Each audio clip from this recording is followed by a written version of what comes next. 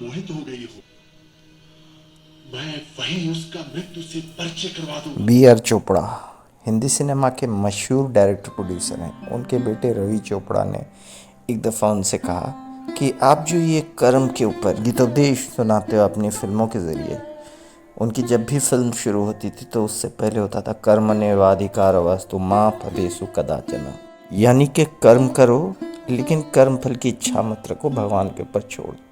यही ज़िंदगी का उसूल होना चाहिए, होता है अक्सर।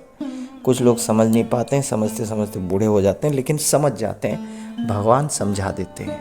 और वो भगवान ने क्या समझाया, कैसे समझाया, वो समझाने के लिए उन्होंने उसी बी आर चोपड़ा ने और रवि चोपड़ा ने दोनों ने मिलकर महाभारत सीरियल बनाई थी। महाभारत सीरियल जीवन दर्पण है, उसने सब कुछ सिखा दिया। कर्म, धर्म और कर्तव्य, क्या इंसान को करना चाहिए, क्या नहीं करना चाहिए। इसी महाभारत में उन्होंने भीम के कैरेक्टर के लिए, कीचक से लड़वाने के लिए, शरद सक्सेना द ग्रेट एक्टर जिन्होंने कीचक का रोल किया था, उनसे लड़वाने के लिए प्रवीण कुमार को चुना था। प्रवीण कुमार दिल्ली के रहने वाले हैं, गांव के बेचारे, बहुत बड़े रेसलर थे, शॉर्ट फुट्स ये सब थ्रो में बहुत स्पोर्ट में काम किया, नाम कमाया। सोचा कि अभी स्पोर्ट तो ख़त्म हो गया तो अब क्या करूं। भगवान को उन्होंने बुलाया और उनकी प्रार्थना की, और उन्होंने भगवान से ही मांगा, किसी प्रोड्यूसर के पास गए नहीं। तो प्रोड्यूसर डायरेक्टर ख़ुद चल के उनके घर तक आए, फिल्में की, और बी आर चोपड़ा से कॉल आया उनको कि भीम का रोल करो।